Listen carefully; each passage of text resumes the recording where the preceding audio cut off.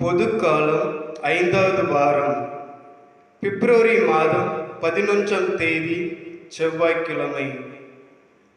நற்செய்தி வாசகம். புனித மார்க்கு எழுதிய நற்செய்தியிலிருந்து வாசகம்.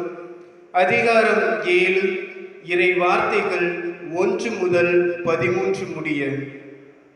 ஒரு நாள் பரிசேயரும் எருசலேமிலிருந்து வந்திருந்த மறைநூல் அறிஞர் சிலரும் அவரிடம் வந்து கூடினர். அவருடைய சீடருள் சிலர் தீட்டான, அதாவது கழுவாத கைகளால் உண்பதை அவர்கள் கண்டார்கள். பரிசேயரும் ஏன் யூதர் அனைவருமே தம் மூதாதையர் மரபை பின்பற்றி கைகளை முறைப்படி கழுவாமல் உண்பதில்லை. சந்தையிலிருந்து வாங்கியவற்றை கழுவிய பின்னரே உண்பர்.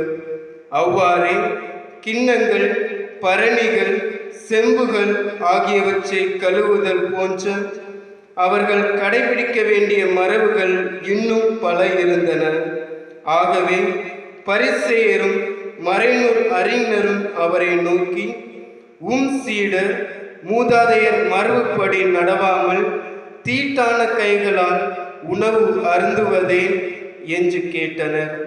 அதற்கு அவர், வெளிவேடக்காரர்களாகிய உங்களை பற்றி எசையா பொருத்தமாக இறைவாக்கு உரைத்திருக்கிறார்.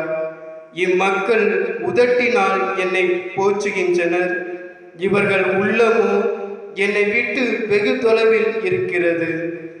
மனிதர் கட்டளைகளை கோட்பாடுகளாக கற்பிக்கின்றனர், இவர்கள் என்னை வழிபடுவது வீண் என்று அவர் எழுதியுள்ளார். நீங்கள் கடவுளின் கட்டளைகளை கைவிட்டு மனித மரபை பின்பற்றி வருகிறவர்கள் என்று அவர்களிடம் கூறினார். மேலும் அவர், உங்கள் மரபை நிலைநாட்ட கடவுளின் கட்டளைகளை வெகு திறமையாக புறக்கணித்து விட்டீர்கள். உன் தந்தையையும் தாயையும் மதித்து நட என்றும், தந்தையையோ தாயையோ சபிப்போர் கொல்லப்பட வேண்டும் என்றும் மோசே உரைத்திருக்கிறார் அல்லவா? ஆனால் ஒருவர் தம் தாயையோ தந்தையையோ பார்த்து, நான் உமக்கு தர கடமைப்பட்டிருக்கிறது கர்பான் ஆயிற்று, அதாவது கடவுளுக்கு காணிக்கை ஆயிற்று என்றால், அதன் பின் அவர் தம் தாய் தந்தைக்கு எந்த உதவியும் செய்ய நீங்கள் அனுமதிப்பதில்லை.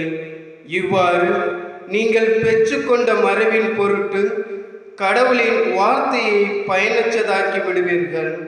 இதுபோல நீங்கள் பலவற்றை செய்கிறீர்கள் என்று அவர் அவர்களிடம் கூறினார். ஆண்டவரின் அருள்வாக்கு.